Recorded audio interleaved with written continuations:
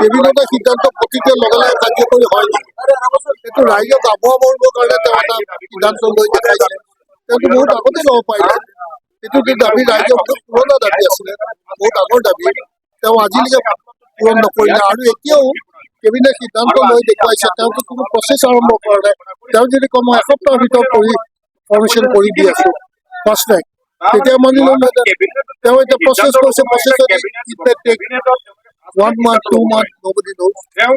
গতিকে তেনেকুৱা এটা ডিচিশ্যন তেওঁতো সদায় অসমবাসীক সদায় আবহাওয়া ভৰি আহিছে বিভিন্ন কথাৰে, চতুৱালী কথাৰে ফাঁকি দিয়ে আহিছে মানুহ। এতিয়া চব কথাতেতো তেওঁ এনেকুৱা ধৰণৰ কথাই কৈ পেলাই মানুহক বিভ্ৰান্তি কৰিব খোজে।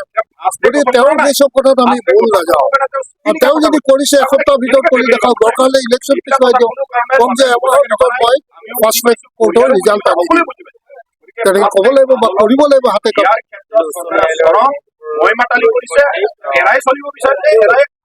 পঠুৱাম বুলি কৈছে, পঠাই কেতিয়া চাওক এইখন ভাৰতবৰ্ষত এনেকুৱা ইতিহাসো আছে, ইয়াকো 24 ঘণ্টাৰ ভিতৰত মানে ৰাতি 2টা বজাত বহি 5টা বজালৈকে তেওঁ ফাঁচি দিয়া ইতিহাস আছে। আৰু বিহাৰতো জিলাত তাতো 24 ঘণ্টাৰ ভিতৰত ফাৰ্ষ্ট ট্ৰেক কোৰ্টত তেওঁ জাজমেণ্ট দিয়া ইতিহাস আছে। আমাৰ ইয়াত হ'ল বুলি ক'লে 15 দিন 20 দিনতো কৰিব পাৰে, যিহেতুকে চব ৰেডি আছে। তেওঁ কিয় কৰা নাই? তেওঁ কিয় কৰিব খোজা নাই? ইমান এটা ৰাইজৰ দাবী তেওঁ আওকাণ কৰি পেলাই আজি ইটো কৰিছে, আজি সিটো কৰিছে।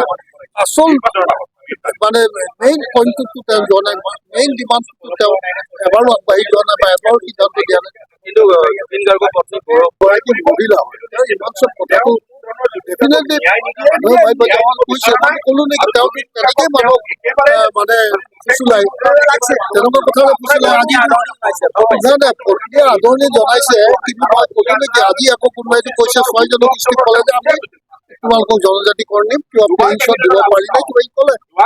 তাৰপৰা কোনোবা এটা সংগঠনেতো ক'লে ছাপৰ্টত, তেওঁতো সেইচবে বিচাৰি ফুৰে।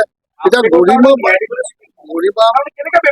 গৰিমা শইকীয়া ডাঙৰীয়া দিব তাইও তেওঁ হয়তো আজি কৈছে, শুনিছে ভালকৈ, তেওঁতো গোটেই কথা চব তেওঁ ইমান গভীৰভাৱে ভাবিব পৰা নাই। কিন্তু আমি ৰাজনৈতিক সংস্থা হিচাপে আমাৰ এইটো দায়িত্ব আৰু কৰ্তব্য যে জুবিন গাৰ্গক ন্যায় দিব লাগে আৰু চৰকাৰে ন্যায় দিয়াটো বিচাৰো আৰু সেইটো আমি দাবী ৰাখিমেই।